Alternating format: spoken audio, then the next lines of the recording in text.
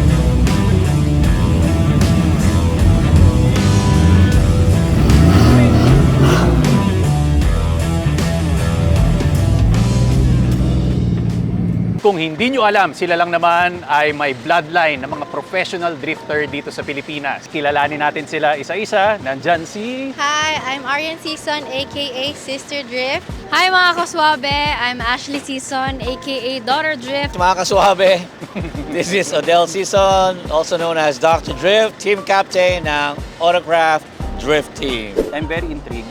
Saan ba nanggaling to, yung alias na yan? It's Rocket Booty. It's more of our supporters, spectators, and fans. Kumbaga ni-recognize ka nila as Rocket. Exactly. Tagal na, since pandemic pa. Since pandemic yung huli natin nakita, dito pa tayo una nakita. Oo. At least yung pinapanood natin, galing no? I am very glad para ipakilala sa inyo ang ating second placer dito sa D1 Grand Prix. Nandito si Mr. Norman Agoho. Anyway, sa pagiging Rocket, kwento mo naman sa amin, ano ba ang car natin ngayon na gagamitin sa ating drifting? May mga nilagay ka bang special modification? It's a RX-7. It's one of the old school, like 90s. Yan yung mga pinagkakaguluhan ng mga classic na JDM. Exactly. Pero pinalitan natin siya ng makina na 1JZ. It's from Toyota. We're running turbo and it's a VVT-i. The reason why they call us Rocket Booty because I really want to maximize the potential. Performance, Yeah, the the potential. Driving a Nissan Zafiro A31 with an RB25 engine with 450 horsepower. For the modifications of my drift car, tinanggal na pala yung mga interior para mapagaan siya as much as possible. In that way, I'll be able to drift better, mas magaan nga. And then, ininstalan na rin ng safety roll bars para safe tayo at all times. Fiberglass panel. And then of course, yung windshield niya na-replace na rin. So yung kotse ko ngayon is S14 na naka-change engine ng 1JZ. 1JZ? 1JZ, pang Toyota Okay. Supra na luma. So basically, Nissan tapos Toyota yung engine. Tapos yun, nakadaya na yung mga nagliko. So para pan-drift. Tsaka lightweight na. Puro fiberglass na. And today, I'm grateful to be given the chance to drive the Nissan Fairlady 280Z with RB25 DAT engine around 600 horsepower. And I am driving a Nissan Silvia S13. It is my first drift car. Hanggang ngayon siya pa rin. Powered by a 2JZ 650 horsepower engine. I have a 2JC na engine, big turbo. Since nag-start ako mag-drifting, nandyan Aguila. They're always supportive. Very me. supportive. Yeah, napakabait. The people behind that brand is madaling kausap. Alam mo, yung binebenta nila, totoong with quality. One, not two, pero tatlo kayong nagde-drift. I mean, sa isang pamilya. Ano ang backstory nito? Paano ba nag-start talaga? Ano yung nag-push ng passion para gawin nyo ito? Yung Autocraft ito yung business ko na tinayo. Autocraft. 32 years ago. Literally, they were born sa shop. Mula bata, na-expose sila. Day in, day out. Karera, sinasama ko sila pag minsan. Until they reach the age ng college na sila. Siguro, totoo yung saying na it runs in the blood. Yes. So, nakita ko sa Bloodline kanila, talaga. interested sila. Si Ashley, nakapag-compete na sa abroad twice. Siya once. Suporta ako. Kung meron mga dagdag sa kanilang magkakapatid, tignan natin. Basta may sponsor. Magparinig tayo. Baka Hindi biro. malay mo, di ba? Tatlo na kami. Oh. Nung ako lang mag-isa, okay lang eh. Di ba? Kaya nga, Tatlo na kayo. Yeah. May sa akin na rin, huwag niyo kakalimutan. Dapat mag-drift ka na rin. Bulang kaya drift ka. Baka ma-duplicate rin ako ng drift Oo, family ng yan. mga ano natin, nila Doc Drift. Ayun, Suave Drift. Wow. Makapraise Aha. tayo dyan. Kasi tatay ko maigpit dati, so Okay. ayaw na kaming nagsasayang ng pera, ngayon nakaluwag-luwag ng konti, nagsasayang na ng konti. I choose S14 kasi unang-una sa lahat, madaming parts. Pag nasira ako, madami akong spare. And reliable siya. Halos sobrang dalas mo rin nag-drift kasi yung chinecheck ko yung Instagram mo, punong-puno na. Nako. Lagi nasa drifting eh. I like the RX-7 because napaka-nimble niya. It translates quick. On point. Point, yeah. At syempre, kailangan nakikita ko pa rin yung sarili mo dun sa minamaneho natin, di ba? Exactly. Nakita ko kanina yung mga performance nyo, sobrang nakakabilib nga eh, di ba? I mean, up close, maganda siyang tingnan. Pero ano ba yung key feature kung paano mas magiging safe pag nag-drive ka ng pang-drift na sasakyan? Ano yung mga safety dito? Usually, mga race car, naka-roll cage na yan.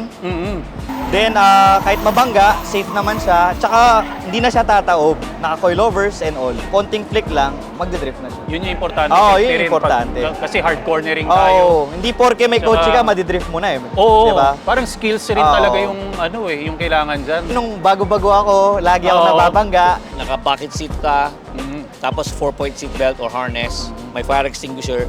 Lahat ng... Ferrari. Oh. Yes. Kung ano man na nangyari, may protection yung driver. Yes.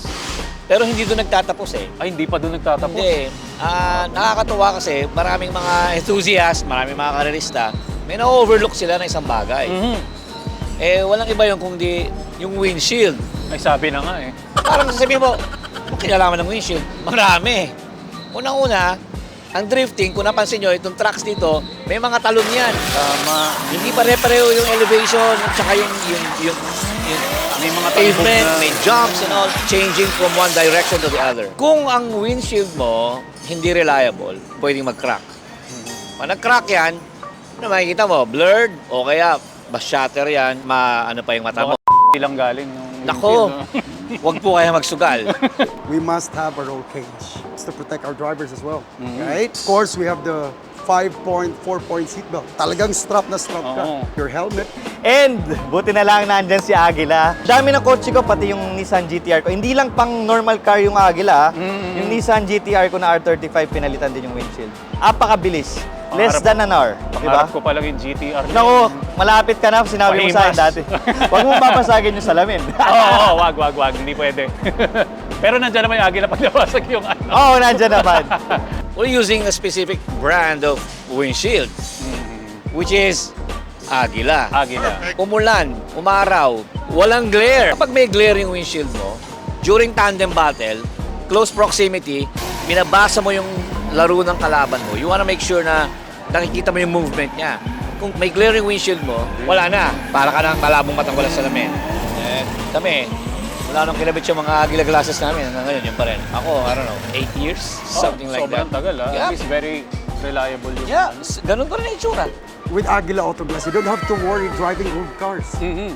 because they provide such a wonderful, very clear windshields. A lot of guys out there, they're too scared like, I might break or I don't want to build an old school car because we might not be able to find a good windshield. Well, don't Yes. worry. We have Agila with us and they're everywhere. Masasabi ba natin na pang-champion din yung Aba, Agila oo. Auto Glass? Agila yan. Agila yung Lilipad. Agila glass. Saang branch ka, Kuya Bodie? Are you satisfied with the product and installation? Yun yung importante. Oh yeah, I mean installation-wise, it's very professional. It's very quick. It's very clean, as if like it came out from production line pa lang. I remember we had from Quezon Avenue, we had from Angeles. Then we have installed as well a lot of different models. Let's say, for example, P27 from a client. It's a Yes. 1974 Toyota. Yeah. I got it also from Aguila. Oh, okay. Then we also have those new Hilux pickups. We also got from them. Na sa ano ako usually nagpapagawa, San Fernando, Pampanga. So, San Fernando branch. Kamusta yung experience pag ini-install? Kala ko dati may grado. Yung iba may grado, Oo, di ba? oo. So, yung Aguila wala siyang grado. So, bakit pa ako bibiling double, triple na price kung nandiyan naman si Aguila? Dito pang bobola, legit. We usually go to two places, which is in Angeles City branch and San Fernando City. And dyan namin dinadala yung mga drift car namin, and pinaka-recent is yung school car namin, yung ginagamit namin panturo sa mga students Oo, namin. kasi coach rin kayo, di ba? So, importante din dun sa mga estudyante namin na malinaw yung nakikita nila, like Dr. Drift said. In that way, madali silang matututo. Sobrang stress-free and hassle-free. Under 1 hour, natapos nila yung replacement ng windshield namin. Yes, ganun sila kabilis kumilos. Marami kami mga project cars and especially yung old cars. Mga nagre-restore, nagko-collect tagalan, kailangan na palitan yung windshield defective Yes. na ganyan. So ang gagawin namin habang nire-restore or habang may minumodify sa kotse, tatawagan namin yung Aguila. Pwede ba habang ginagawa yung auto, at the same time, Sineservice na rin. yes, pwede silang mag-home service. ganyan pala. Yes. At the comfort of your place, pwedeng mag-install ng windshield doon. And yun nga, napakabilis nung service nila. Shop namin, which is Autocraft. Saan matatagpuan yan? Pilama Highway. Nasa Waze yan kung gusto nyo kaming i-check, Autocraft Drift. Autocraft. So, yun. Walk us through kung ano ang nangyari dun sa pinaka-last round natin. Pilipino pa rin naman nag-champion. Yung teamwork nandun, yung kotse natin. Lumaban, meron na siyang meron na siyang mga issues. From top 8, naging top 4. Then lumaban tayo sa championship. Para sa akin, panalo pa rin. Thank you. And pahimas dito sa medal na yan. Baka Sa'yo. next time, di ba, bagay naman sa atin to. What do you want to say about the partnership sa Aguila Autoglass natin? We had been trusting each other with Aguila for the longest time. They had been into this industry for 71 years. 71 years. So can you imagine? They know their stuff. I guess with the time that they have spent running this business, even the quality, they are the most trusted company. The good quality, installations are good. Talking about efficiency, as much as possible, this company, they wanted to share their efficiency. Thank you so much, Aguila, sa pag-support every laban ko. Ako nangungulit sa Aguila. Thank you, Agi, sa pag-support sa akin. And support ko rin sa inyo every time. Bago pa ako nag-start, nandiyan na si Aguila. 71 years sila eh. Actually, the building that they are in sa Balibago is the same place. Guys, huwag kayong magsugal. Napakatunay, napaka-guaranteed or quality ng produkto nila. Aguila Autoglass. Pag maghahanap kayo ng salamin, hanapin nyo lang Red Eagle Head para genuine at original. Okay? Doon tayo sa legit! Legit, number 1. Number 1, ka-Aguila. Thank you, thank you. Alright. Okay. Yes, we're done. Cut.